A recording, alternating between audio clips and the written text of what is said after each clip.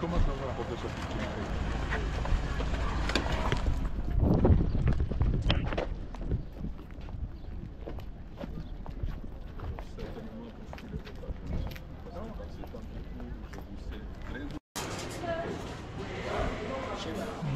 Monsieur le Président, comment allez-vous? Ça va?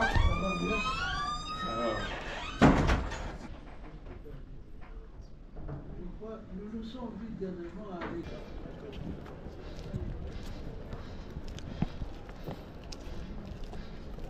ainsi que le recteur adjudé du bassin de Kinshasa.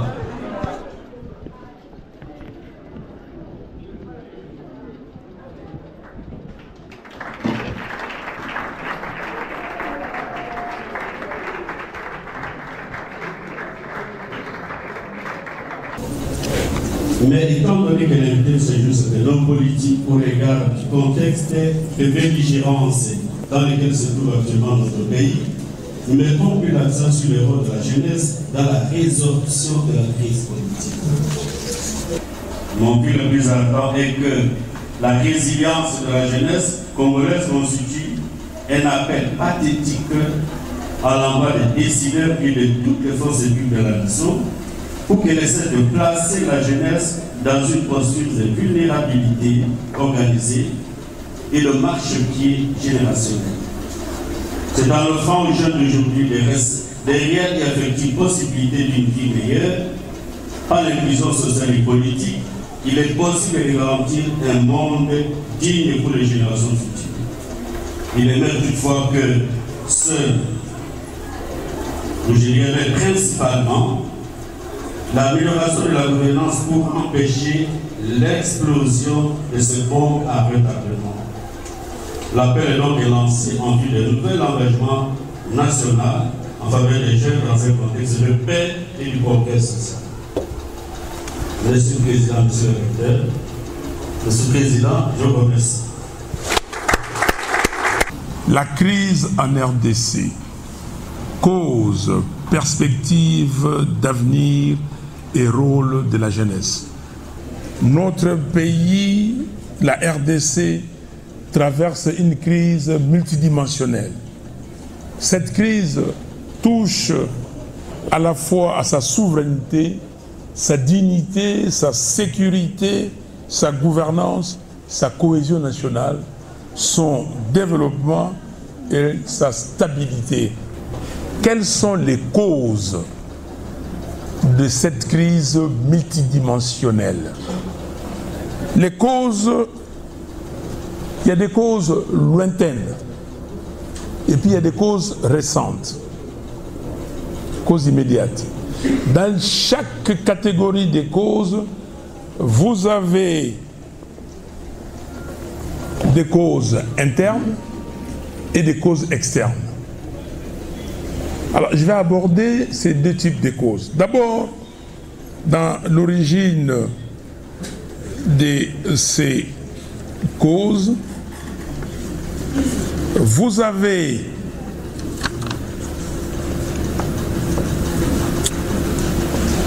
dans les causes lointaines, l'héritage colonial, où vous avez l'administration autoritaire et extractive, l'absence de véritable formation des élites politiques et administratives, la division ethnique et régionale favorisée par la politique coloniale.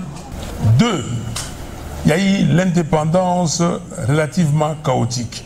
D'abord, départ précipité des Belges, sans préparation, instabilité politique après l'indépendance causée notamment par des crises politiques et l'assassinat de notre héros national Patrice Emery Lumumba. Et puis très vite, vous avez eu la sécession des sécessions, la sécession katangaise et la sécession sud-Kasaï. 3, dictature du maréchal Mobutu de 1965 à 1997. Donc, j'ai parlé dans ces origines lointaines, héritage colonial belge, indépendance relativement chaotique. Et troisième point, dictature, la dictature que nous avons connue entre 65 et 97. Coup d'État de Joseph Désiré Mobutu le 24 novembre 65, concentration du pouvoir. Et ça, c'est frappant. Népotisme, clientélisme, corruption généralisée. Un groupe d'amis, il a cité le groupe de Binza. Et quand on prend le pouvoir, on pense à ses amis, à sa famille. C'est pas ça le pouvoir. Le pouvoir, c'est l'État. Et autre cause majeure de cette crise, la zaïrianisation et les mesures de radicalisation de l'économie sans réel développement. Les gens de mon âge, les gens qui sont ici, ils savent, ils connaissent ce que c'est que la zaïrianisation. C'est en 1973, on a décidé de prendre les sociétés des étrangers et donner aux Zaïrois, comme on nous appelait à l'époque. Là où nous sommes ici, c'était une zone industrielle, limitée zone industrielle. Tout ici était tapis des industries, des sociétés, des usines. Vous voyez la concession ici, c'était une société qui était ici. Quand j'étais gosse, vous savez, nous sommes à la saison sèche, c'est les vacances. Déjà, cette saison sèche, nous venons ici à Limité, là, on ramassait les chenilles, les pinceaux, parce qu'il y avait tout ici, c'était boisé, surtout de l'autre côté. Je ne sais pas si quelqu'un a vécu ça avec moi. Certainement, tu as vécu ça avec moi. Ok? Donc, ici, nous, dès 6 h du matin, déjà, les gens sont là, et on commence à ramasser, à 9 h, c'est fini, vous revenez le lendemain. Tout ici, c'était des sociétés. On venait ici, nous, jeunes gens, jeunes garçons, et on faisait ce qu'on appelait les koubélés. Vous prenez les cuivres, vous ramassez dans les quartiers, vous venez ici, il y a des usines ici, on pèse des kilos et on vous donne l'argent. Et nos grands frères, qui avaient déjà 16 ans, 14, 16 ans, pendant les vacances, ils faisaient les coups de main ici. Donc tout le monde avait quelque chose à faire. Donc la zaïrianisation a terrassé ces pays et quand j'arrive à ce niveau, j'insiste pour qu'on ne fasse plus des erreurs de ce type. 73 zaïrianisations, 74, on a vu que ça a échoué, on a fait la radicalisation. L'État a récupéré même le bien ou les sociétés données aux Zaïrois de l'époque. Maintenant, laissez-moi, dans ces cadres de causes internes, parler des origines, des causes récentes. 1. Vous avez la crise de légitimité politique. Quand vous lisez notre Constitution, il est écrit depuis le 30 juin 1960, date de l'indépendance de notre pays, le Congo connaît des crises récurrentes, dont l'une des causes fondamentales, c'est le manque de légitimité des institutions et de leurs animateurs. Donc, crise de légitimité, élections contestées, résultats manipulés, fabriqués et manque total de transparence de ces élections, institutions étatiques très faibles, toutes contrôlées par l'exécutif, y compris le Parlement. Ah, il a plu au chef de l'État, la vision du chef de l'État. Il n'y a personne qui a une vision, il n'y a que le chef de l'État qui a une vision. Quelle est votre vision, vous, Parlement? Quelle est la vision du législatif, du judiciaire? Donc, on est en train d'encenser un individu. Donc, nous sommes toujours dans les cas de culte des personnes, dans la dictature, et qui ne dit pas ces mots. Et ça, c'est aujourd'hui, nous les vivons. Et le professeur l'a dit ici, le jeune, Prézo, Mopao, tout le monde en parle. Tout le monde est président, tout le monde, même des jeunes ne sais quoi. Il faut arrêter ça. Il faut que tout le monde fasse ce qu'il doit faire. Si quelqu'un fait mal, vous dites vous avez mal fait. Si quelqu'un fait du bien, vous dites que vous avez fait du bien. Et ça, c'est le mythe là. Deuxième cause récente, mauvaise gouvernance. De toutes les façons, la mauvaise gouvernance depuis longtemps, mais là, la mauvaise gouvernance, gestion partisane de l'État. Vous gérez le bien de l'État. L'État, ce n'est pas vous. La caisse de l'État, ce n'est pas vous. Comment vous pensez que vous, homme politique, gestionnaire de l'État, vous devez être plus riche qu'un homme d'affaires, qu'une femme d'affaires, qu'un industriel? Comment vous vous mettez à concurrencer les industriels? L'industriel a pris un risque.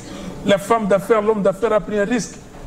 Vous, quel risque? Vous êtes parti, vous avez acheté des voix et puis vous voulez vous faire rembourser?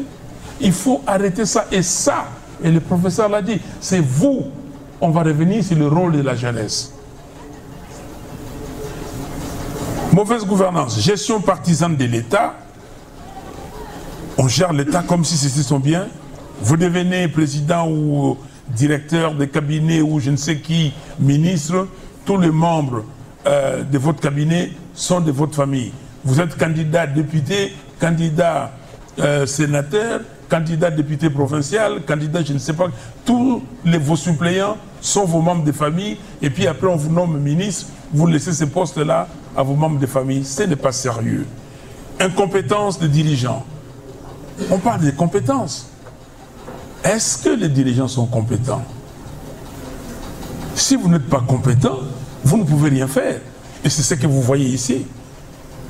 Pourquoi nous avons des embouteillages à Kinshasa, dans le Congo central? Pensez-vous qu'on ne peut pas résoudre ces embouteillages, même avec peu d'investissement? Juste la volonté. Et j'ai toujours dit, si aujourd'hui vous mettez dans tous les croisements, vous mettez les robots, c'est-à-dire les feux de position, et vous demandez aux gens d'être disciplinés parce que 60% d'embouteillage, ça vient au fait que les automobilistes sont indisciplinés. On arrive au feu, celui-là veut passer, celui-ci, ainsi de suite, il y a croisement. Vous mettez le feu de position et vous disciplinez les gens et vous mettez ce qu'on appelle ici les policiers de roulage et avec des contraventions. L'État va gagner beaucoup d'argent.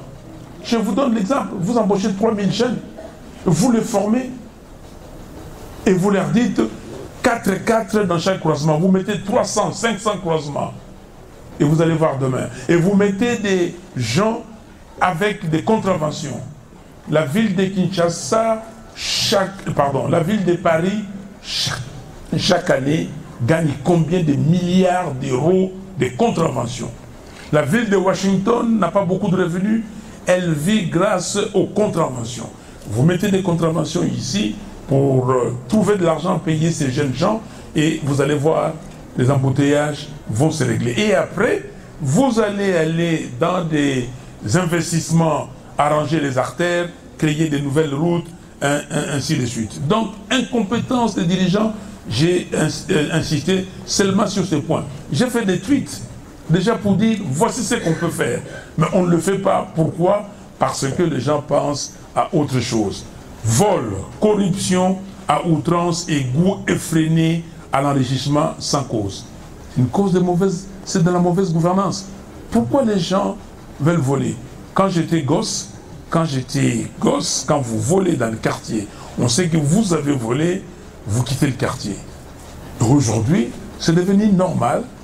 C'est devenu normal, on vous appelle préso parce que vous avez volé. Et il n'y a pas de justice sociale. On laisse les gens. Ici, dans les quartiers à côté, vous avez des érosions. Quand les pluies diluviennes viennent, les gens, on ne sait pas où les caser. Il y en a qu'on a mis au stade Tata Raphaël, jusqu'aujourd'hui ils sont là. Donc ça ne va pas du tout à cause de nous-mêmes. Troisième cause dans les origines récentes, c'est la déliquescence de l'État. L'État est totalement en déliquescence. Délabrement de l'armée, on n'a pas d'armée. La guerre que nous avons. Pourquoi on n'arrive pas à arrêter? Combien de temps il faut pour former une brigade d'élite?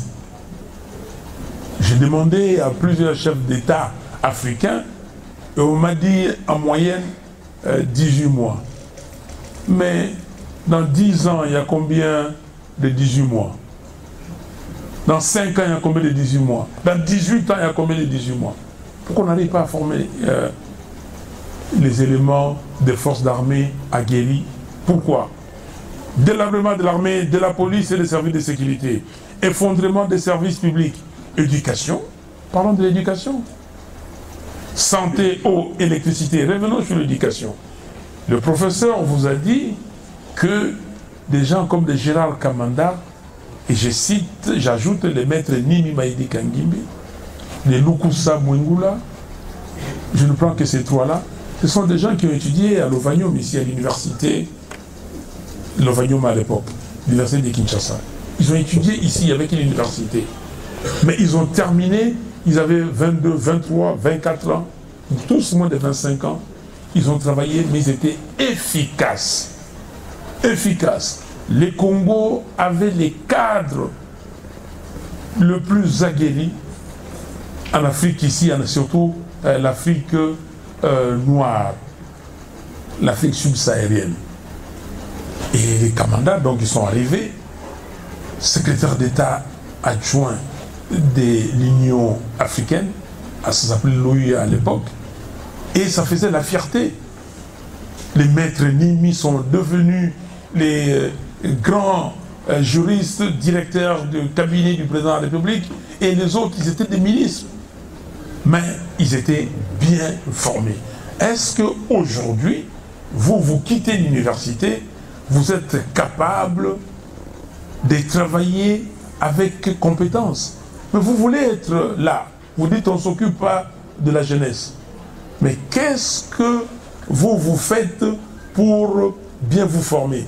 Est-ce que vous évitez le point sexuellement transmissible? Vous les évitez? Très bien. Ça, il faut le faire. Et je félicite d'ailleurs, j'ai été ici à l'ULK il y a à peu près 8 ans. Monsieur le PCA, si je ne m'abuse, on était dans la salle là-bas. Donc il n'y avait pas ces bâtiments. Aujourd'hui, je n'ai pas ces bâtiments. Félicitations. Donc, étudiez s'il vous plaît. C'est l'éducation, c'est la base.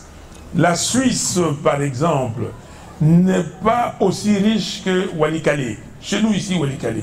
Mais regardez combien de multinationales la Suisse a. Parce que ces gens-là sont sérieux et ils étudient. Donc, délabrement, j'avais dit effondrement des services publics, éducation, santé, eau. J'ai insisté sur l'éducation, mais vous avez la santé, vous avez l'eau. Le professeur a parlé des épidémies qui arrivent ici. Délabrement total des infrastructures, routes, rails, ports, aéroports, il n'y en a pas. L'aéroport de Ndjili, regardez, c'est les pires des aéroports d'Afrique. Présence quasi inexistante de l'État dans certaines parties du pays. Allez à l'intérieur, même dans les communes. Les bourgmestres de Selemba ont dit qu'il y a tous les jours des malfrats qui entrent dans des maisons, mais je n'ai pas, comment dire, des équipes pour intervenir. Présence des groupes armés dans plusieurs localités du pays. Ça, vous en savez autant que moi. Entretien des milices par certains partis politiques. Certains partis politiques ont créé des milices. Et ces milices-là sèment la zizanie, sèment la pagaille. Nous, dans notre parti, nous avons 2 jeunes gens à qui on a sectionné les 3 doigts de la main par des milices. Entretien des milices par certains partis politiques. Et puis, nous avons un 4e point, j'ai cité donc 1er point, crise de légitimité politique, 2e, mauvaise gouvernance, j'ai élaboré, 3e, déliquescence de l'État, et 4e, conflit communautaire, conflit foncier et des terres allés dans nos villages, tensions ethniques causées par des acteurs politiques, ils sont ici à Kinshasa, ils instrumentalisent les gens à l'intérieur, des tensions inutiles pour que eux, ils soient des présidents et, comme a dit les députés, se faire payer 21 000 $ et ils trouvent que les 21 000 $, c'est pas suffisant, ils demandent plus et quand vous leur posez des questions, parce que on enterre des morts et tout ça, ça c'est leur travail. Vous avez été élu député, sénateur pour aller enterrer des morts. Mais pourquoi vous ne laissez pas les gens gagner suffisamment de l'argent eux-mêmes pour enterrer leurs morts? Et si vous enterrez les morts, vous allez enterrer combien? Combien? Comment un député d'un pays pauvre comme le nôtre peut gagner 21 000 $ chaque mois.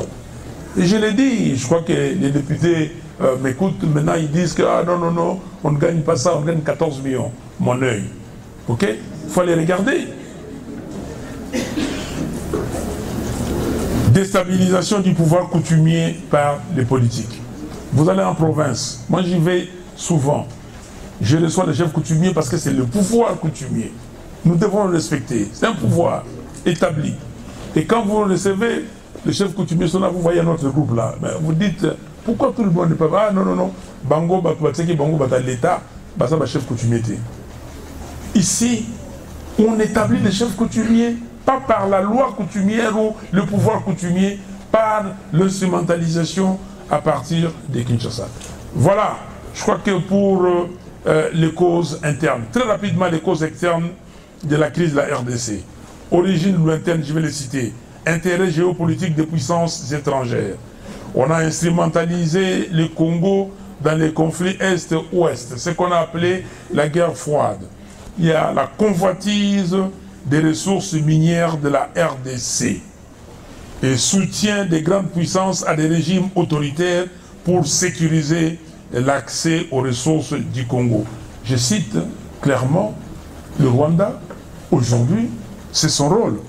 Et puis, vous avez, à ce sujet, je vais vous lire 2-3 paragraphes du dernier rapport des experts des Nations Unies. Les experts disent ceci: objectif du gouvernement du Rwanda. C'est le point 42. Les engagements, c'est sur Google, hein, vous pouvez les trouver.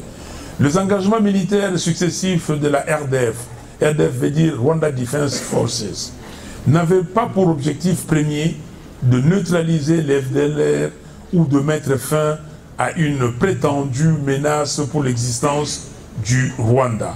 Au contraire, les renforts de la RDF et les opérations militaires décisives visaient à conquérir de nouveaux territoires, tandis que le maintien de la présence de la RDF permettait à l'AFC M23 de consolider sa mainmise. Vous avez compris? Deuxième point, point 43. À l'inverse, le contrôle de l'Est de la République démocratique du Congo par l'AFC M23 a permis au Rwanda d'accéder à des territoires riches en minéraux et en terres fertiles, de décimer les rangs des FDLR. De faire quoi? De décimer les rangs des FDLR. Donc ils ont déjà décimé les FDLR. Et de s'assurer une influence politique en RDC. Des sources au sein de la RDF, Rwanda Defense Army, des sources au sein de l'armée rwandaise et des sources proches du gouvernement du Rwanda ont rapporté que l'objectif ultime de Kigali était de contrôler les territoires de la RDC et ses ressources naturelles. Vous avez compris? Allez lire dans les rapports, pages 109 à 121, dans l'annexe numéro 25. Point 44, dernier point. La présence systématique de la RDF, Rwanda Defense Forces, aux côtés de l'AFC, Alliance Fleuve Congo, et du M23, mouvement du 23, dites le Sud, son rôle, donc la présence systématique de la RDF, son rôle clé dans le succès des opérations militaires visant la conquête et l'occupation des territoires, ainsi que les contrôles et la direction de facto exercés par la force sur les opérations militaires de la FCM23, constituent des actes passibles de sanctions. Les groupes d'experts réaffirment que la direction et les contrôles effectifs de facto des opérations de l'AFCM23 par les RDF rendent les Rwandais responsables des actes, et ainsi de suite. Donc, voilà les origines que vous avez ici dans la guerre imposée par le Rwanda et l'Ouganda. J'ai un peu passé d'autres causes, donc vous avez bien compris la convoitise du territoire et de nos ressources. Et puis, il y a aussi les rôles ambigus, des fois, de la communauté. Et, chers amis, les causes. Maintenant, nous allons parler des perspectives. Avant de parler des perspectives, je vais simplement vous lire un extrait. J'ai donné ça aux dirigeants des jeunes de l'université. Nous avons ici ce que nous appelons le manifeste de Kisangani, Congo et Kolomoko, où nous déclinons notre vision d'un Congo libre, fort, digne et prospère. Et dans le chapitre sur la jeunesse, parce que pour nous il y a des défis.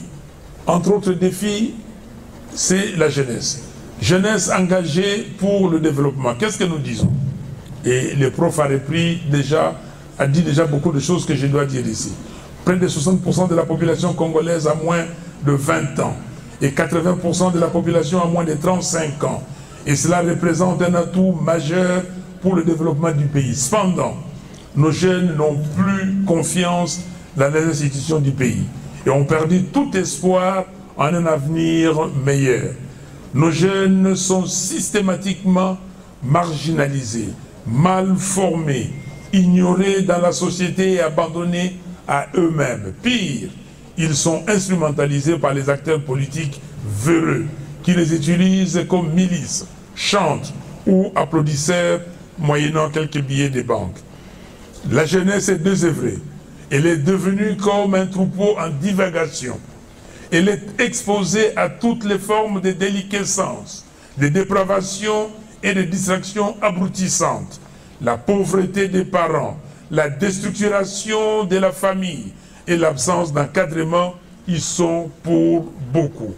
Heureusement qu'il y a des jeunes très engagés, notamment ceux des mouvements citoyens, certains artistes musiciens, ainsi que certains jeunes de quelques partis politiques, étudiants, responsables, qui ont compris qu'ils doivent dénoncer la mauvaise gestion de l'État par les tenants actuels du pouvoir et participer aux activités citoyennes pour l'avènement d'un État de droit qui soit au service du peuple.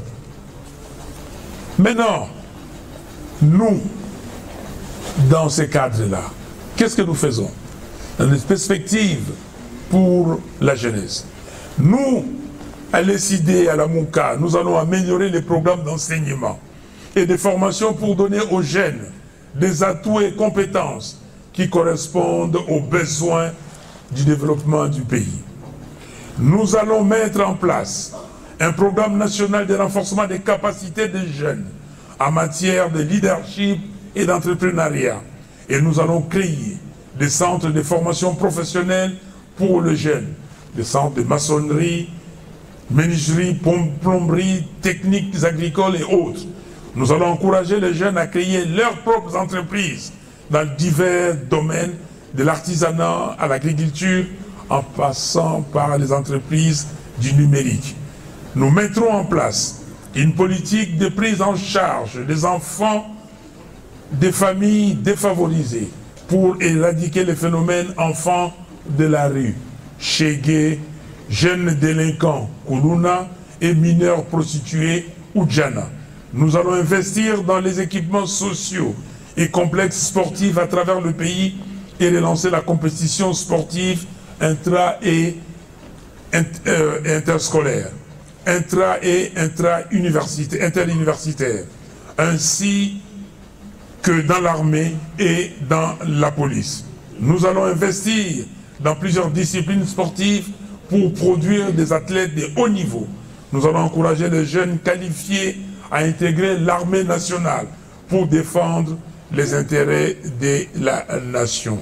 Nous disons ceci, la richesse de la RDC, c'est sa jeunesse. Cependant, la situation actuelle de la jeunesse est une urgence nationale qui mérite une intervention immédiate. Nous allons accorder la priorité à l'encadrement de nos enfants et de nos jeunes, car ils constituent notre meilleur espoir pour aujourd'hui et pour l'avenir de notre pays. Nous mettrons en place une structure d'accompagnement des jeunes porteurs de projets d'entreprise. Voilà, chers amis, qu'est-ce qu'il faut maintenant pour essayer de détruire, de déconstruire toutes ces causes que nous venons de dire dans cette crise. Et je l'ai dit et je le répète à qui veut m'entendre. Il n'y a pas 36 solutions. Il n'y en a même pas 2. Il n'y en a qu'une. C'est la cohésion nationale. Nous devons tous, hommes et femmes, réunir nos efforts, venir dans ce que j'appelle les camps de la patrie. Les camps de la patrie, ce n'est pas un parti politique. Non. L'article 7 de la Constitution dit que instituer l'institution d'un camp de la patrie est assimilée à une infraction de haute trahison. Donc c'est punissable par la loi. Mais les camps de la patrie, c'est tous ces Congolais, nous tous, Congolaises, Congolais, qui regardons dans la même direction pour défendre notre pays. Comme le dit l'article 63 de notre Constitution, et je cite, tout Congolais a le droit et le devoir sacré de défendre l'intégrité du pays, de défendre le pays et son intégrité territoriale en cas de menace ou d'agression extérieure. Qui dit mieux? On a dit, ah non, Fayoulou veut diviser les gens. Non, les camps de la patrie, ce n'est pas un parti, ce n'est pas un cartel politique, un regroupement politique, ce n'est pas une coalition électorale. Non, c'est nous tous. Dites-moi ici, qui est Congolais ici qui dit qu'il n'est pas dans les camps de la patrie, qui lève les doigts? Qui n'est pas, lui, concerné par l'article 63? Donc, c'est ça. Et nous devons tous nous dire qu'il n'est pas trop tard de construire un beau pays, comme le dit notre hymne national. Que chacun de nous doit jouer sa partition. Chacun de nous. Chacun de nous doit se poser une question très simple. Comment se fait-il qu'après 65 ans d'indépendance, nous sommes toujours là? Rien. On a, je peux vous le dire, quand j'ai terminé mes études secondaires, j'étais avec l'ami ici, on a fait la même école ici à Ngiringiri. Ok? Quand moi j'ai terminé mes études secondaires, je n'avais pas l'intention d'aller en Europe. Je vous le dis, parce que le professeur l'a dit ici. Je n'avais aucune intention, j'étais pas seul. Avec beaucoup d'amis, on était le pourcentage le plus élevé de notre section. Et on se disait, on va aller à l'université ici au Congo. Et dans mon époque là, on a institué, tu dois faire 3 choix. Et vous devez remplir des formulaires pour vous orienter. Moi j'ai mis Polytechnique, premier choix. Deuxième choix, économie. Troisième choix, médecine, parce que ma mère me disait, papa, il faut encore un docteur. Ok? Et mon nom n'est pas sorti à l'université. J'ai insisté et j'ai chômé. Mes parents ont dit, tu dois aller en Europe. Tu as des cousins, j'ai dit non. Mais finalement, j'ai chômé. Et l'année suivante, je suis parti en Europe. Donc, pourquoi 65 ans après, nous sommes là? Le cardinal Mosengo à la conférence nationale souveraine avait dit, qu'avez-vous fait? On vous posera la question. On nous posera la question tous. Pas à vous seuls. À Fayoulou aussi, au professeur, au recteur, tout le monde. Mais collectivement, révoltons-nous. On doit se résoudre à dire qu'est-ce que nous faisons du Congo. Lumumba a dit que nous ferons, le Congo sera demain les centres du rayonnement de l'Afrique. Les centres de rayonnement. Est-ce que nous sommes aujourd'hui les centres de rayonnement? Mais nous disons notre héros national. Qu'est-ce que nous pouvons faire de bien pour que ces noms de Lumumba soient continuellement perpétrés dans nos mémoires et dans la mémoire ou les mémoires des enfants qui vont venir? Quelle est notre vision du pays? Voilà, je crois que je dois m'arrêter là et pour recevoir vos questions et que ce soit un débat constructif. Merci beaucoup. Professeur de la faculté de médecine. Un petit mot pour le doyen de la faculté de droit. Vous avez limité la jeunesse à 15 à 35 ans. Mais quand je réfléchis, je pense à Douglas MacArthur, qui est né en 1880 et qui nous a quittés en 1964, qui disait « On devient vieux lorsqu'on a déserté nos idéaux ». Il y a des gens de 80 ans qui ont des ambitions pour changer le pays. Je les considère comme des jeunes. Des gens de 55 ans qui sont toujours ambitieux, qui veulent bouger le monde. Je les considère comme jeunes. Quel est votre point de vue? Je reviens au président Martin Fayoulou. Vous avez énuméré les causes qui sont à la base du déclin de la vie nationale. Je commence par avoir votre point de vue. Étant donné que vous avez dit qu'il s'agissait d'une départ précipité de Belge, donnerez-vous raison au plan Van-Bilsen qui avait préconisé que nous restons avec le Belge jusqu'après 30 ans pour que le pays soit bâti? Est-ce que c'était ça la solution, au lieu de suivre ce qui a été préconisé dans le manifeste de la conscience africaine avec Iléo, Bouli-Kouenza et même Mandela? Serait-il la solution qui aurait apporté la paix au Congo? Ensuite, vous avez parlé de la zaïrisation comme la grande cause du débat national, et cela est vrai. Vous avez souligné qu'en 1974, il y a eu ce qu'on appelait la radicalisation. Mais je souligne un fait. En 1976, lorsque le président de la République, à l'époque général de corps d'armée, s'est rendu à l'intérieur, quelque part là, on lui a dit que les acquéreurs n'étaient pas en mesure de remplacer le marchandise qu'ils ont trouvé dans le magasin. Et le président, à son retour à Kinshasa, avait pris la grande mesure de la rétrocession. La rétrocession. Mais la rétrocession n'a pas pu être appliquée correctement parce que les acquéreurs, pour la plupart, étaient membres de la famille du président, étaient amis du président. Pensez-vous, aujourd'hui, en rentrant en arrière, que la rétrocession serait la solution qui est recevé le pays? Car nous remarquons que ce vers des années 80, que la crise nationale était devenue vraiment aiguë.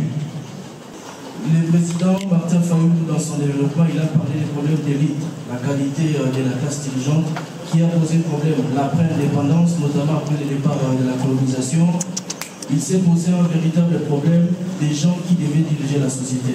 Mais ces problèmes, jusqu'aujourd'hui, semblent persister, c'est un constat, où vous avez l'impression que c'est les plus courageux d'entre nous qui sont dans les partis politiques, les instances qui sont prédisposées à concourir à la gestion de la cité, qui malheureusement ne sont pas les plus compétents dans la pratique. Vous avez la classe dirigeante ou la classe intellectuelle qui se met à côté, observe de loin comment ces gens manifestent, comment ils arrivent à brûler, et malheureusement quand ils arrivent à conquérir le pouvoir, on se demande, ils voulaient avoir le pouvoir pour en faire quoi?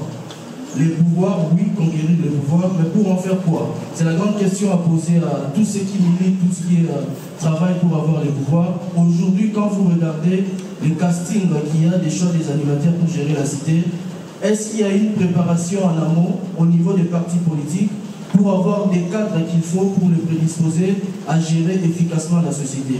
Vous êtes dans l'opposition aujourd'hui, demain vous pouvez être dans les pouvoirs pour gérer la cité. Est-ce qu'à votre niveau, vous menez également des castings importants pour avoir des cadres qui vous prédisposent à gérer efficacement la société, et cela à tous les niveaux de responsabilité? Merci beaucoup. La deuxième question, c'est en rapport avec la cohésion nationale. Vous dites que c'est la seule panacée qui devra nous amener justement à avoir la réponse par rapport à tous ces conflits que vous établissez depuis plus de 30 ans. La cohésion nationale qui ne se décrète pas, mais repose sur un ensemble d'éléments qui militent justement à construire cette cohésion nationale. La justice sociale, la répartition bonne de la richesse, tout ce qui a comme bonne gouvernance, c'est des éléments importants. Est-ce qu'aujourd'hui, au regard de la gouvernance actuelle, les décors est planté pour aller justement faire cette cohésion nationale? Parce que cohésion nationale, ça ne doit pas être un chapelet d'intention, mais doit reposer sur des éléments importants qui militent à cela. À son Excellence, M. Fayoulou, si vous accédez un jour à la présidence, quelles seront vos 3 priorités concrètes pour lutter contre la corruption à tous les niveaux de l'État. Merci. Je me présente. Je réponds au nom de Likou Magali, fondatrice de la fondation Malik. Alors, la première question, je la pose au professeur Loko. Je ne sais pas si j'ai bien retenu le nom. Le professeur Loko nous a dit qu'on pouvait devenir président, député, à partir de 25 ans déjà occuper des hautes fonctions politiques.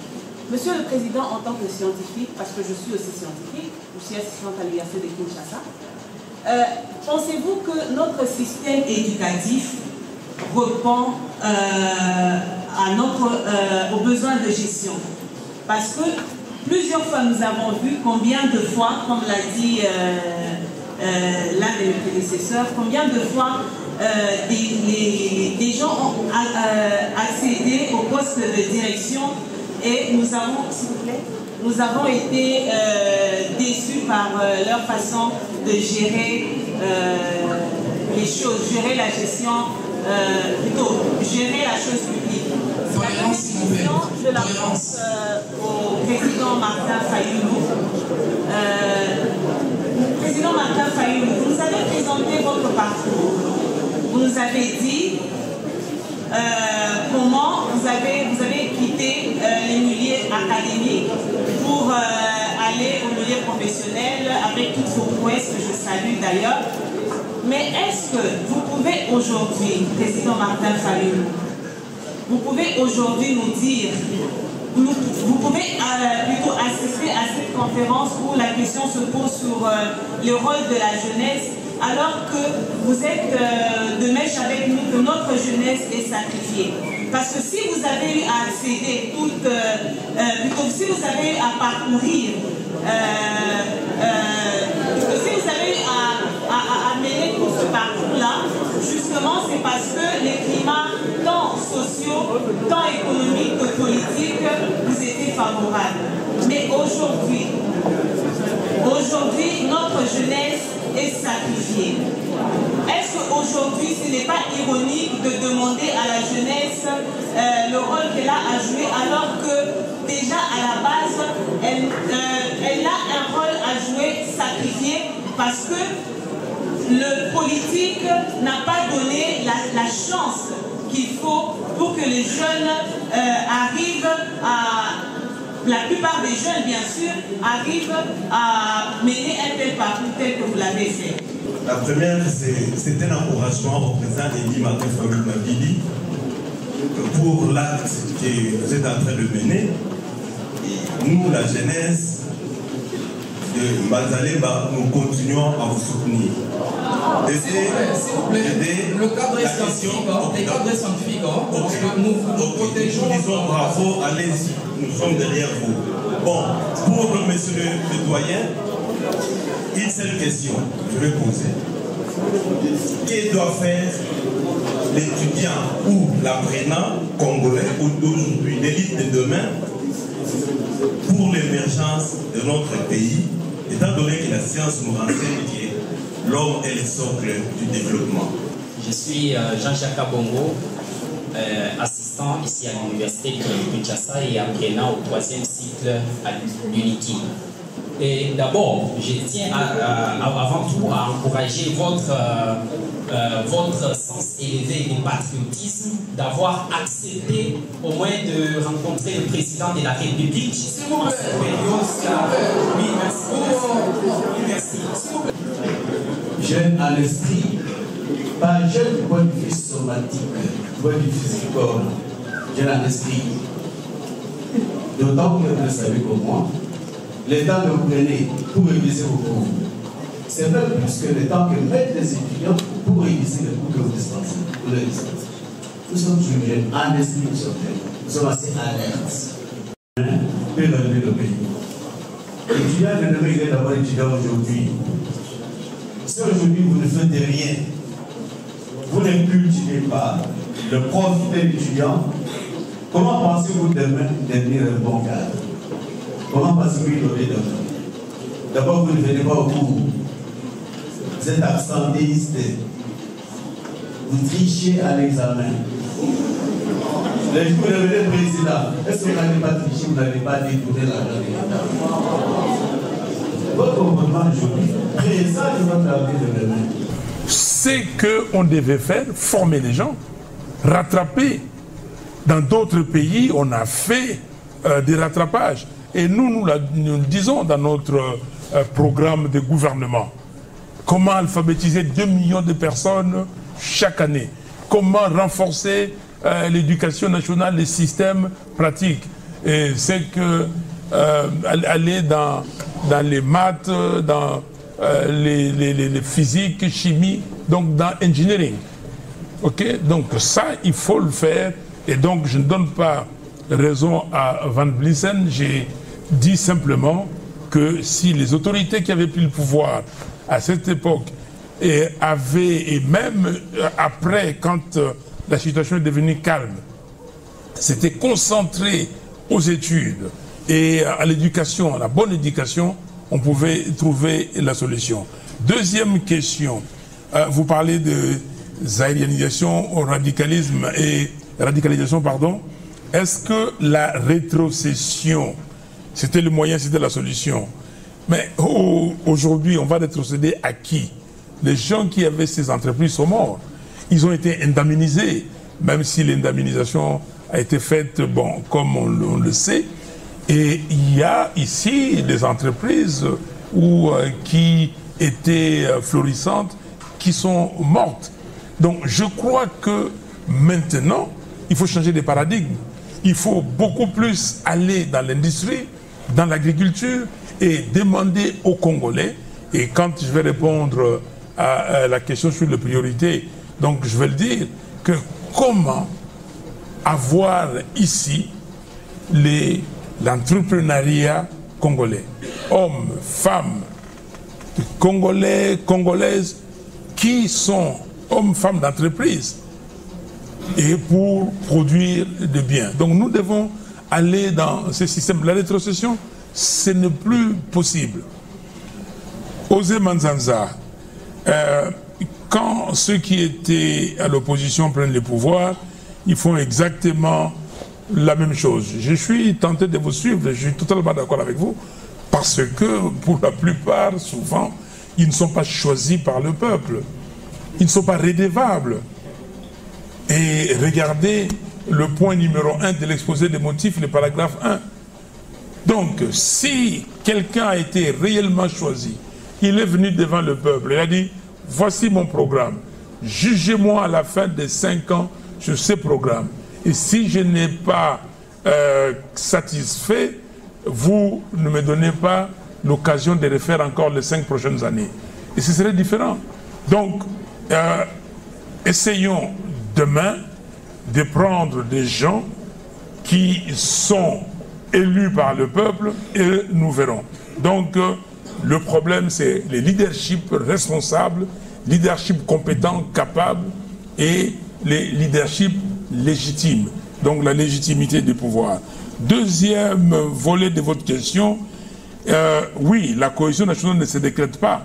Et vous posez la question si, au regard de la gouvernance actuelle, c'est là et donc le décor est planté pour la cohésion nationale. Le décor n'est pas planté, mais la situation nous commande cela. C'est pour cela que j'ai dit qu'il n'y a pas 36 solutions. La situation, sinon, le pays va aller à volo. Sinon, nous n'avons pas le pays. Et je l'ai dit et je le répète, nous devons nous tous mourir, tuer les vieils hommes, ressusciter, renaître pour construire ces nouveaux Congo et aller de l'avant.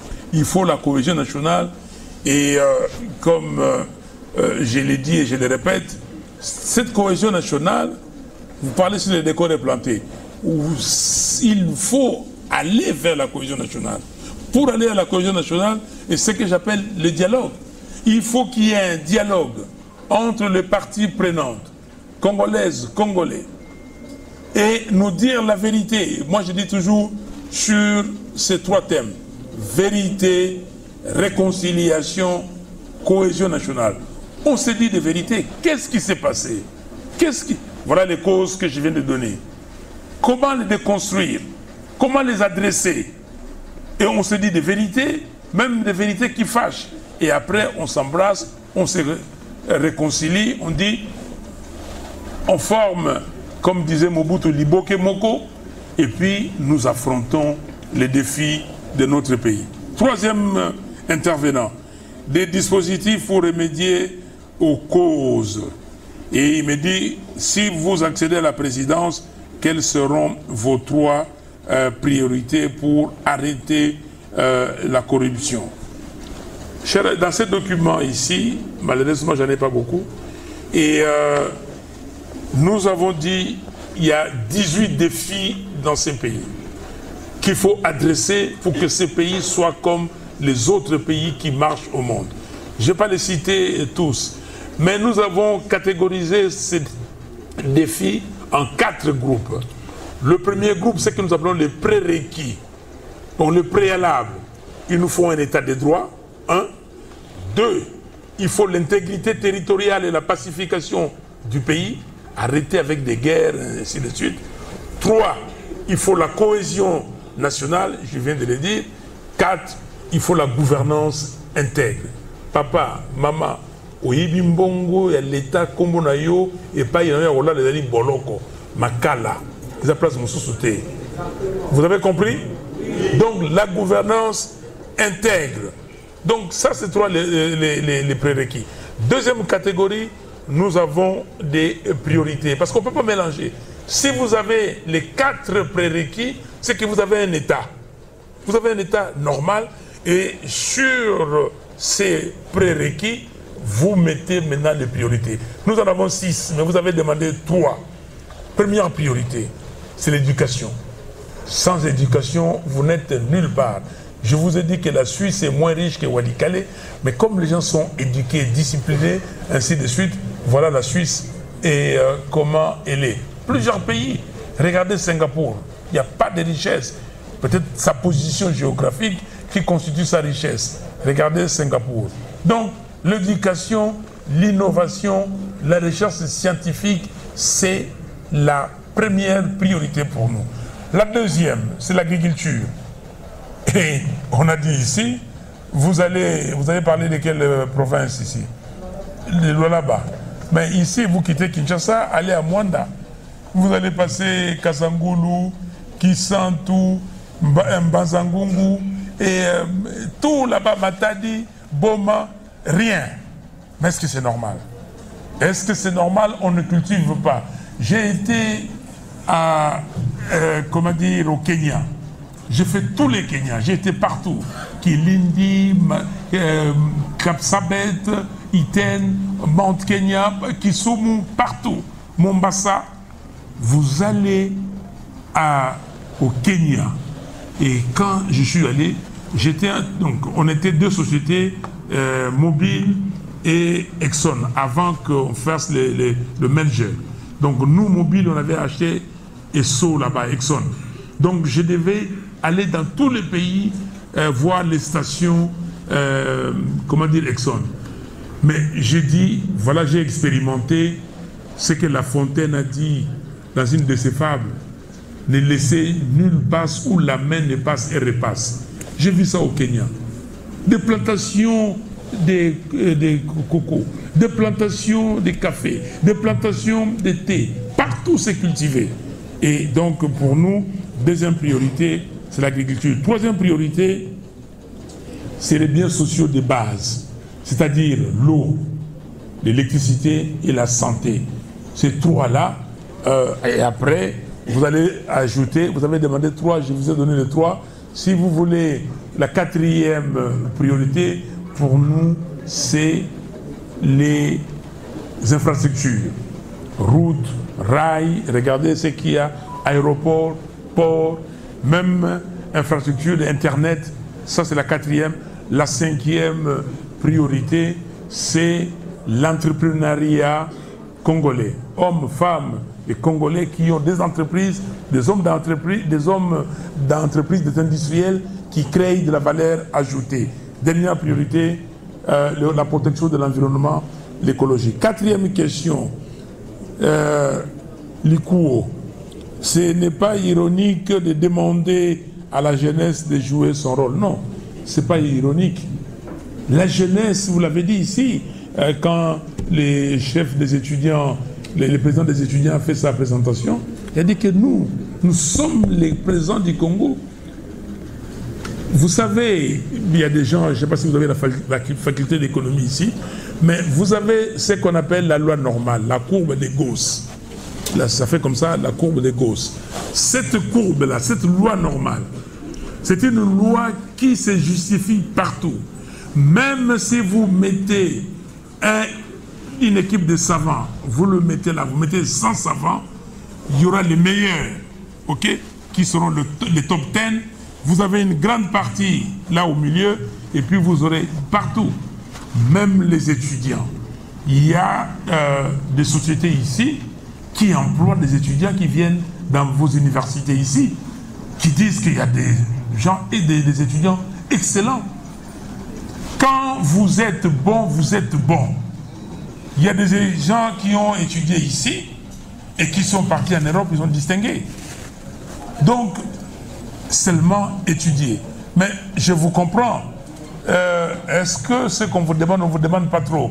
Vous allez dire que de notre époque, on ne payait pas les études. De notre époque, les étudiants étaient boursiers. Et aujourd'hui, ça j'en conviens avec vous. C'est très difficile. Vous n'avez pas mangé, vous devez aller à l'école. Maman, vous avez mon côté. Moi, je n'ai jamais été boursier de l'État. Jamais. J'ai été étudiant en France, je n'ai pas bénéficié de bourse. Mais vous allez dire, peut-être c'est différent parce qu'en Europe, vous pouvez travailler et étudier. Ok, vous pouvez faire des petits boulots. Mais il y a toujours moyen. Regardez vos amis issus des parents pauvres, mais qui étudient bien. C'est un dilemme important que je comprends, mais ceux qui peuvent étudier, s'il vous plaît, étudiez. Ceux qui pensent qu'il faut aller dans des métiers de base, tout le monde n'est pas obligé de faire des études de droit. Tout le monde n'est pas obligé de faire des études de relations internationales. Il y en a beaucoup. Journalisme, il y en a beaucoup.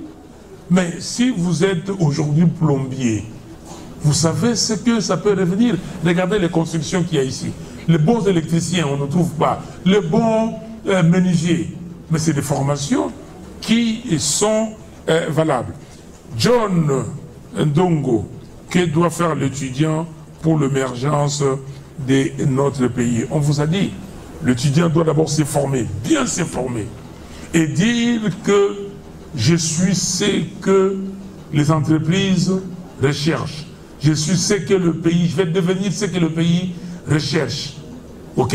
Et je dois avoir des capacités, je dois avoir des compétences. J'acquiers des compétences pour mon pays. Ça, c'est un. De deux, je dois surveiller aussi les dirigeants. Je ne dois pas être un yes man ou yes woman. Donc, si ça ne va pas, je dois parler. Je dois être dans les cercles d'amis, dans les discussions, des sociétés pour savoir est-ce que ça va ou ça ne va pas.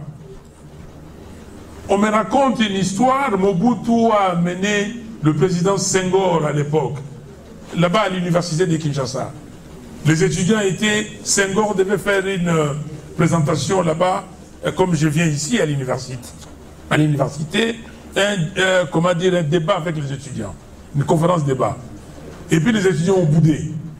Ils se sont révoltés. Et Mobutu vient dans la salle, donc dans la bibliothèque, là où les étudiants étaient en train d'apprendre. Et puis, il dit, au tombeau qui est là, il y a un étudiant qui dit, silence, ici on travaille. Mobutu. Les étudiants, moi j'étais élève ici en 1968-69 à Lemba, ici, à l'école presbytérienne. Ok, derrière la commune de Lemba, la commune n'existait pas. Je vis des étudiants courir là-bas, parce qu'ils ont énervé Mobutu, mais ils revendiquaient. Mais vous êtes devenus maintenant des journalistes. Ok, tel, tel ministre, parce qu'il est de votre province. Non, regardez le pays. Le ministre ne pourra pas nourrir toute la province. Jean-Jacques Kabongo, si vous êtes invité à prendre la gestion des affaires du pays, si on vous invite, pardon, et quelle sera votre réaction? Mais moi, j'étais candidat président de la République. C'était pourquoi? Pour aller m'amuser? C'est pour diriger ce pays. J'ai dit que j'ai les défis ici. Je vais diriger le pays. Mais on va m'appeler comme ça, m'appeler sur cadeau. Ou un cadeau empoisonné. Ou n'importe quoi. Non. Je l'ai dit, je n'ai pas la langue de bois. Papa, maman, si des gens pensent qu'ils peuvent intimider certaines personnes, mais moi on ne m'intimide pas. Vous ne pouvez pas m'intimider. Pourquoi? Parce que je me connais. J'étais à l'Assemblée nationale. J'ai passé, je suis mis 3 fois debout. Oyo Navi Naye, il a corrompu une fois. Fayoulou Amatao. Azate par Ozalate. Boyo Kingaï. Donc, vous ne pouvez pas m'intimider. J'entends les gens, oh non, Bayoka Nikurana Félix, c'est pour apaiser ses pouvoirs. Mais ça, c'est m'intimider. Chers amis, je vais vous dire une chose, et ça, je suis sérieux. Parce que trop, c'est trop. Il faut tout yokana, tout l'obana, tout ybanani azalinani. Qui est qui? Moi, je suis un enfant né ici, dans cette ville. Et on a vu, oh non, tel. J'ai travaillé ici. J'étais directeur général d'une société pétrolière. Vous savez ce que c'est qu'être directeur général d'une société pétrolière au Nigeria, par exemple? Au Nigeria, nous avons 3 directeurs généraux. Il y a un qui est au nord, ok, à Kano, là où il y a Abuja et tout ça. Il y a un autre qui est à Lagos. Il y a un autre à Port-Harcourt. Moi, je suis directeur général au nord. Je reçois chaque jour plus de 100 camions de carburant. Il y a pénurie de carburant tout le temps. Si je vends seulement 10% au marché noir, j'ai combien de millions de dollars que personne ne saura? Je ne l'ai pas fait. Pourquoi je ne l'ai pas fait? Parce que j'ai craint Dieu. Vous voulez que je vous le dise? J'étais directeur général à ExxonMobil Éthiopie. L'Éthiopie a plus d'habitants qu'ici. Plus de stations qu'ici. Pays enclavé. On envoie des camions pour aller chercher 1000 camions par semaine à Djibouti. Les autres directeurs généraux, ils prennent pour signer un bon $100, 150, 200. Posez la question. Les gens ne sont pas morts, ils sont là, ces sociétés-là sont là. Est-ce que Bayoka Fayou n'a dit qu'à Momogo? Posez des questions. Vous pensez que vous allez me faire peur? Vous me ferez peur si moi j'ai pris l'argent de quelqu'un. Parce que, comme disait Kofi Olomide, je commence à les citer ce jour aussi sur cette affaire, vérité. Et il y a qu'un escalier, puis c'est la canine. Soko yibaki et ko yebana. Ceux qui montent à Pessa qui ont bongo, un jour il va dire, mais pas tout va le bago à Pessa bongo, mais il n'y en a pas preuve. Vous n'allez pas m'intimider. Ce pays-là, si nous allons demain au dialogue que je souhaite, que j'appelle de tous mes voeux, parce que la cohésion nationale se prendra à ce dialogue-là. Si nous allons au dialogue, et qu'il y a des décisions, des résolutions qui sont prises, je me soumettrai à ces résolutions. Est-ce que vous m'avez compris? Est-ce que, Monsieur le Président, est-ce que c'est vrai pour la première série? Vu qu'actuellement, notre système, surtout le système congolais, on a tendance à voir que pour réussir, pour qu'un jeune réussisse, il faut nécessairement qu'il fasse la politique. Il faut nécessairement qu'il soit dans un parti politique ou bien derrière un monsieur tel politicien pour réussir au Congo. Alors, comme nous avons un chevronné politique devant nous, quel est votre point de vue ou quelle est votre réaction par rapport à ça? Merci. Quel est votre point de vue face à la décision prise par le ministre sur le fait que les élèves enceintes puissent continuer leur cursus scolaire? Vous l'avez dit, le doyen l'a dit également, que l'enseignement est abandonné. L'enseignement ne reçoit pas de subvention et il n'est pas soutenu. dans vos priorités, malheureusement, il me semble que vous n'avez pas parlé du soutien à l'enseignement.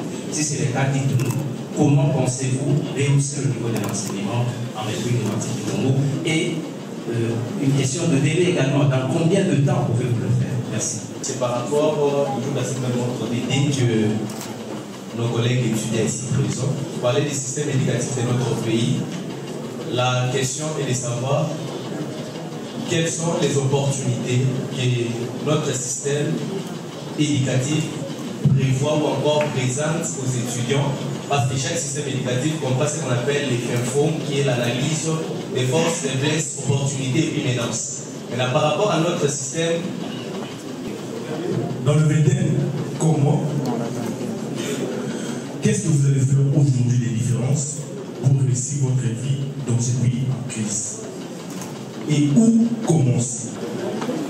Ma question s'adresse particulièrement à monsieur le président Martin Fayulu. Monsieur le président, selon vous, en quoi les séquelles du colonialisme et les accords post-indépendance ont-ils contribué à installer un système politique faible, miné par les divisions ethniques et instabilité? J'aimerais poser ma question au président Fayulu, parce que la solution, vous avez évoqué, vous avez parlé de la cohésion nationale et puis s'asseoir sur une table. Est-ce que nous ne pouvons pas dépasser, parce que si vous regardez depuis les années 60, les Congolais ont l'habitude de s'asseoir sur une table. Les Congolais, depuis la crise de la sécession camerounaise, ils sont allés à Kokeletbil, Mbandaka. Il y a eu aussi, après la mort de Lumumba, ici à Kinshasa, la conférence de Kokeletbil. Toutes ces conférences n'accouchent qu'un gouvernement. Donc lorsque les Congolais s'assoient sur une table, parlent de la cohésion nationale, c'est seulement pour le partage du pouvoir et un nouveau gouvernement. Mais est-ce qu'il n'est pas temps que nous puissions attaquer le réel problème qui empêche à ce que le pays puisse décoller? Le problème, moi je pense que le problème c'est le patriotisme. Pourquoi je dis ça? Parce que les Congolais ne sont pas en mesure de former des patriotes. Vous ne pouvez pas, étant un futur dirigeant, moi je crois qu'un jour vous allez diriger ce pays, vous ne pouvez pas aujourd'hui ajouter comme solution les patriotismes. Monsieur Martin Fayulu, vous avez longuement abordé la crise nationale, mais vous n'avez pas évoqué la guerre pertinente à l'est du pays. Selon vous, pourquoi ce conflit dure-t-il autant et quelles seraient les mesures urgentes à prendre pour y mettre fin? Monsieur Fayulu, ma question est basée sur le plan politique. J'aimerais savoir, est-ce que la justice congolaise est indépendante ou bien elle est basée, ou bien elle est intelligente? Il y a la jeunesse qui ne peut pas se développer parce qu'elle est bloquée suite au conflit et la crise qui est jusque-là finie. Alors ma question est celle de savoir qu'est-ce que vous voulez faire pour aider la jeunesse à sortir des désespoirs et à espérer un jour réaliser tout ce qui est là comme ambition. Merci. Ma question est de savoir quel rôle les universités devraient-elles jouer pour former une jeunesse apte à relever le défi de la vie. Et les étudiants de manière à relever le pays, la jeunesse pour relever le pays. L'université fonctionne sur des textes. Il y a des textes, des lois qui organisent l'enseignement dans notre pays. L'école primaire, c'est l'ouverture à la société. L'école scolaire se trouve à des connaissances de base. Et l'université, c'est pour résoudre les problèmes concrets qui se posent dans la société. Il est vrai qu'à l'université, il y a des gens qui théorisent, des gens qui abordent la théorie, mais d'autres qui vont directement à la pratique. Mais même la théorie pure et simple, elle est conçue pour permettre de résoudre les problèmes concrets dans la société. C'est à cela que répond actuellement, même si je l'ai fustigé tout à l'heure, le système LMD. C'est professionnalisant. Et comme vous avez la théorie à l'université, mais au sortir de l'université, vous devez être en mesure d'exercer une profession bien déterminée. Là, je suppose que pendant que vous êtes à l'université, vous devez être suffisamment bien formé, avoir les notions précises, les concepts nécessaires et les atouts pour pouvoir rester au sein de la société. On a vu des médecins qui terminent, je ne sais pas si je me trompe, mais j'ai déjà vu des gens, j'étais à l'hôpital il n'y a pas 3 jours avec un membre de famille, on nous a présenté un médecin. Vous avez du mal à accepter que vous êtes devant un médecin. D'abord son propos, son attitude, son expression.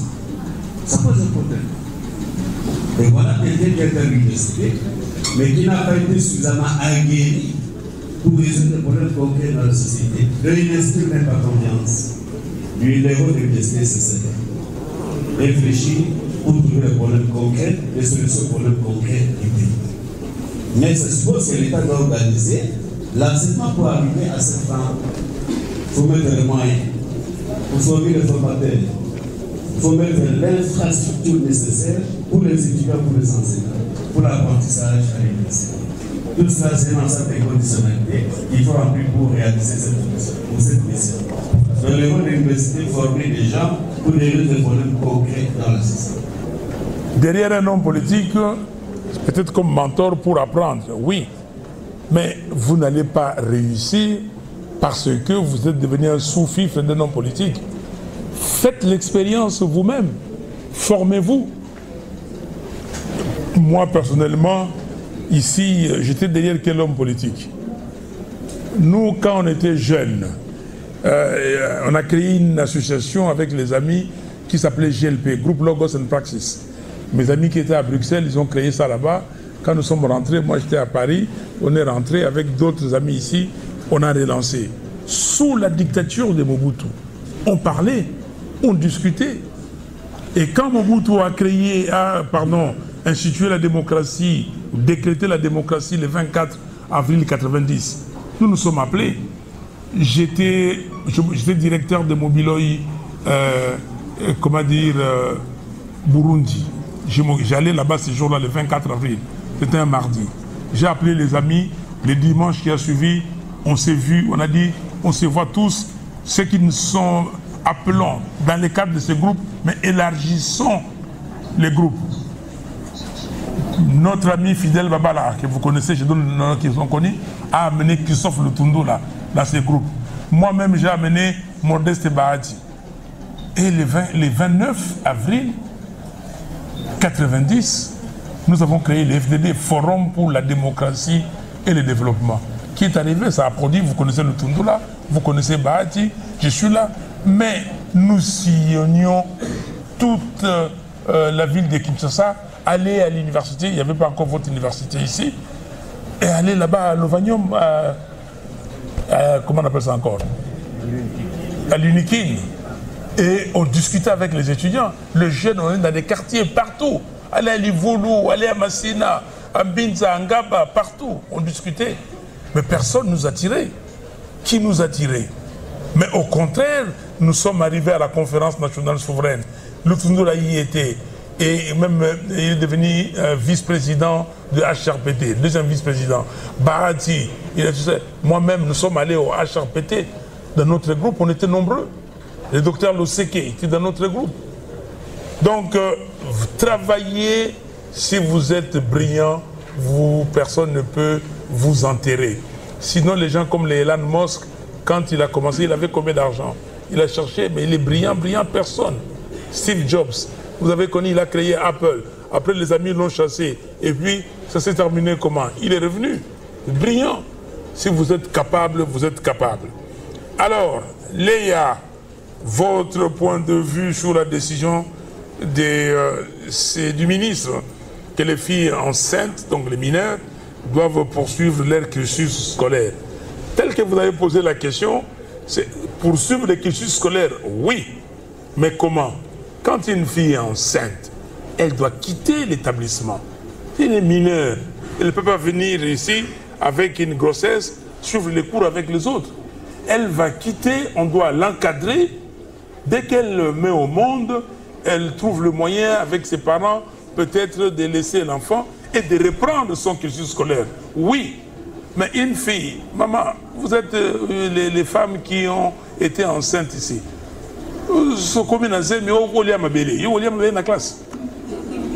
avez, il faut boire un partout. Mais vous voyez, donc une femme enceinte n'est plus normale, comme une jeune fille normale. Donc je pense que, je ne sais pas si ça a été mûri, une telle décision, et je crois, je suis totalement d'accord avec les écoles qui disent non.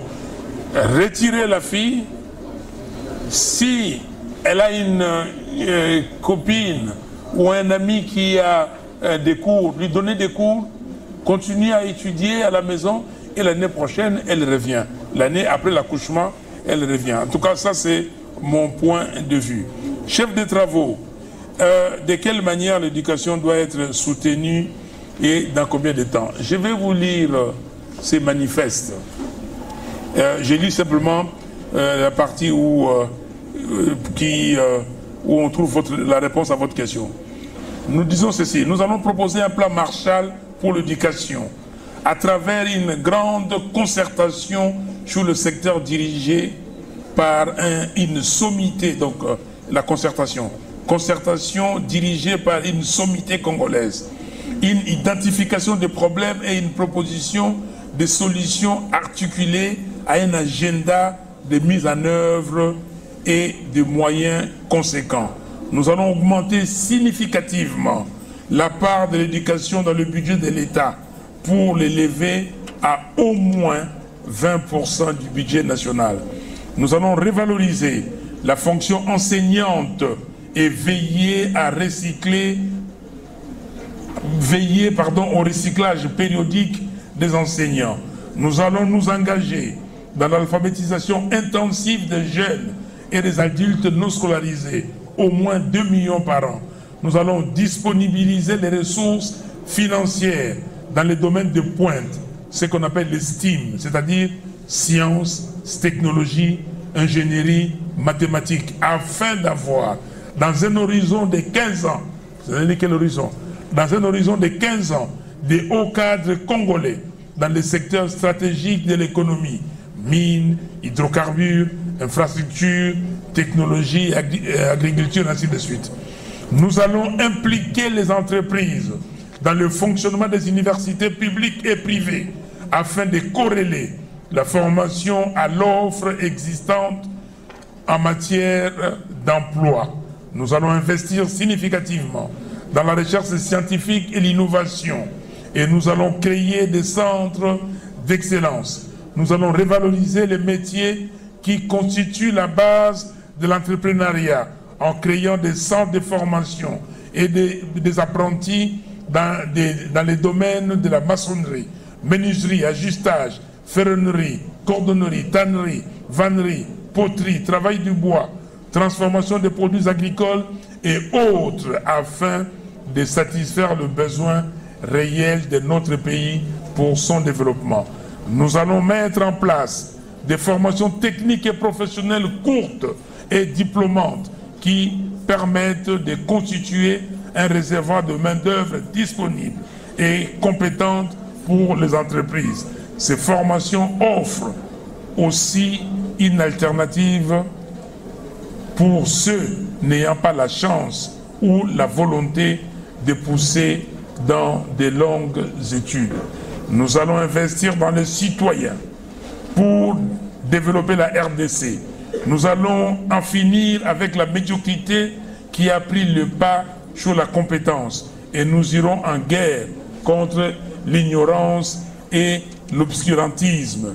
Nous formerons les esprits qui vont porter le développement du Congo.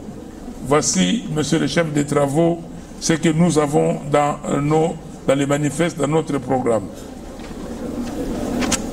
Kalala, par rapport au système éducatif, quelles sont les opportunités? Je crois que le professeur a répondu. Où commencer? Comment faire la différence? Ben, je vous ai dit, où commencer, c'est très simple.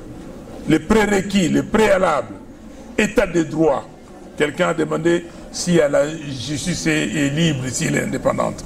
Commencez par l'état de droit. Tout faire pour avoir l'intégrité territoriale de ce pays. C'est là qu'il faut commencer. Commencer par la cohésion nationale. Moi, je suis, comme je vous ai dit, né, grandi dans cette ville. Quand j'étais gosse, on ne connaissait pas la tribu. J'ai un nom, Fayoulou, personne ne savait situer d'où mes parents venaient. Ça n'existait pas. Ma famille, c'est les gars de mon quartier. Ma famille, c'est les gars de mon école, de ma classe. Ma famille, c'est là où je vais à l'église. Je suis servant, on était plus que nous tous servants en chantre à l'église. Je ne connais pas. Regardez, si vous regardez mes amis, vous n'avez pas trouvé que nous sommes de la même tribu ou tout ça. Non, ça n'existait pas. Donc, on va commencer par là et faire la différence. Comme l'ami a dit, je reviendrai, il faut être patriote. Il faut être patriote. Patriote, à l'école, on avait les cours de civisme. Et on nous apprenait. Alors, Josué, en quoi les séquelles du colonialisme ont-ils contribué à l'instabilité de la RDC? Oui. Dès que nous avons... Le colonialisme, c'était quelque chose où les colons étaient là. Donc le maître, vous devez voir le maître. Ceux qu'on appelait les évolués, essayaient de copier le maître. Et copier, donc cette copie-là, ça s'est répercuté. Aussi, les séquelles, comme j'ai dit, il n'y a pas eu de formation. Ici, quand on a, en 1960, il y avait combien de Congolais diplômés? Dans des pays comme les autres pays d'Afrique de l'Ouest, ils étaient déjà même dans l'administration française. Nous, on n'a pas eu ça. Donc, et puis, les séquelles du colonialisme, on nous a appris à diviser pour régner. L'histoire de aux alliés éleveurs, tu es plus la classe plus élevée. Agriculteurs, l'histoire au Rwanda, là-bas, comment ils s'appellent? Les Tutsis et les Hutus. Pourquoi ils se sont rencontrés? Ils se sont, tués. Mais ils parlent la même langue. Hein. Il n'y a pas une langue qui s'appelle Tutsi, il n'y a pas une langue qui s'appelle Hutu. Ils parlent tous le Kinyarwanda. Ok? Pourquoi? Et ça, c'est les séquelles de la colonisation. Le colon est venu, il a dit que non, diviser pour mieux régner. Ici aussi, on a fait exactement la même chose. On peut aller plus loin dans d'autres choses. Et la preuve, vous avez eu des sécessions tout de suite. Kalonji Moulopo est là-bas, il dit que moi ici dans les Bakwanga, et voilà, j'ai fait ma sécession. Tchombe dit, voilà, moi, toutes les ressources, les richesses du Congo, ça vient du Katanga. J'ai fait la sécession, sans oublier que l'Équateur, le Bandundu et tout ça avaient amené les produits agricoles que vous connaissez. Le caoutchouc, l'huile de palme. Alors, Josué, l'autre intervenant dit la cohésion nationale, s'asseoir sur une table depuis 1960. Les Congolais ont l'habitude de s'asseoir autour d'une table et de se parler. Et la conséquence, c'est le partage du pouvoir. Comme je vous ai dit tout à l'heure, il y a des gens qui sont intimidés quand on dit mon dialogue. Ah, bah, on a pouvoir. Mais c'est quoi le partage du pouvoir? Chers amis, j'avais 35 ans, on m'avait proposé d'être ministre. J'ai refusé. J'avais 45 ans, on m'a encore proposé d'être ministre. J'ai refusé. Ok? Mais pourquoi? On m'a demandé pourquoi. J'ai dit parce que je ne partage pas les mêmes valeurs que vous. Ce n'est pas le partage du pouvoir. Et les discussions. Regardez l'affaire de l'Iran et avec Israël ou Iran, Israël, Gaza, Palestine. Ça va se terminer par quoi? N'est-ce pas par des discussions, par des dialogues? Ukraine-URSS, ça va se terminer par quoi? Vous pouvez avoir autant de dialogues. Pourquoi il y a les parlements? Le parlement vient du mot parler. C'est le dialogue, sinon on va parler une fois et puis c'est fini. Les problèmes sont récurrents. Ça vient et dès que le problème vient, il faut le résoudre. La Chine et les États-Unis se voient tout le temps, ils s'embrouillent et ils se parlent, ils se réconcilient. Vous avez vu, le chancelier allemand était en Chine, à Pékin dernièrement. Le président français Macron était à Pékin. Tout le monde, les gens se retrouvent toujours pour discuter. Donc, même si on a eu Tananarive, on a eu Lovanium, on a eu Coquillatville, on a eu la conférence nationale, on a eu tout ça, et il faut, je reviendrai à la fin pour dire au dialogue qu'est-ce que nous voulons faire, ce que nous devons avoir. Mais ce n'est pas fini. Il y aura toujours des dialogues qui vont venir. Vous n'allez pas empêcher nos enfants plus tard de repenser ce qu'ils veulent faire. Alors, vous dites que la solution c'est le patriotisme. Oui, c'est le patriotisme. C'est pour ça que je dis les camps de la patrie. C'est quoi les camps de la patrie? Donc vous me donnez raison. Quand je dis tout le monde, nous devons tous être patriotes. Et notre parti, SID, ça veut dire quoi? Engagement pour la citoyenneté et le développement. C'est ça la citoyenneté, le patriotisme. Dans le patriotisme, qu'est-ce que vous avez? Dans la citoyenneté, qu'est-ce que vous avez? Vous avez la civilité, l'éducation civique. Et il y a un ancien ministre français, il s'appelle Chevènement. Il disait, c'est bien de former les ingénieurs, de former des tels, mais nous devons aussi former des citoyens. Vous avez entendu ici? Je vous dis que nous allons former les citoyens pour développer la RDC. Donc, c'est la citoyenneté, mais la citoyenneté, c'est comment? Ici, quand vous dites le problème, c'est le dialogue, non. Le problème, c'est le leadership. Le jour où il y aura un leadership qui va penser à former donc ces patriotes, à mettre une citoyenneté requise, une citoyenneté toujours plus agissante, et nous allons résoudre le problème. Madame Marie Mandé, vous n'avez pas évoqué la guerre à l'Est. Non. Si, j'ai évoqué, mais je constate avec vous que je n'ai pas élaboré davantage.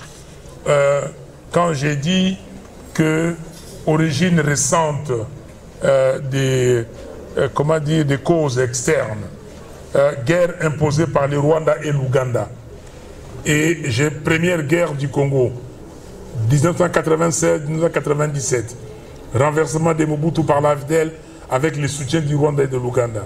Deuxième guerre du Congo, 98-2003, opération de l'Est du Congo, occupation de l'Est du Congo par le Rwanda et l'Ouganda et pillage systématique des ressources minières du Congo. Création et soutien des groupes armés tels que le CNDP, le M23, ADF Nalu par le Rwanda, et les ADF Nalu par l'Ouganda. Manipulation de certains Congolais par le Rwanda avec la création de l'AFC. Donc c'est scientifique ici, mais il faut parler de tout. On a manipulé certains Congolais, on dit que bon, soyez contre et prenez des armes contre votre pays. C'est pas normal. Que si vous avez un problème, moi on m'a volé la victoire à l'élection présidentielle, oui ou non? Est-ce que j'ai pris les armes? Mais je ne me bats pas. Je dis ce que je vais dire, mais par la bouche. Et j'ai fait des marches, j'ai reçu une balle ici, j'ai reçu une balle ici par l'ancien régime. Ok? Est-ce que j'ai pris les armes contre eux? Non, on doit continuer à se battre. Heureusement que, madame, vous m'avez un peu fait revenir en arrière.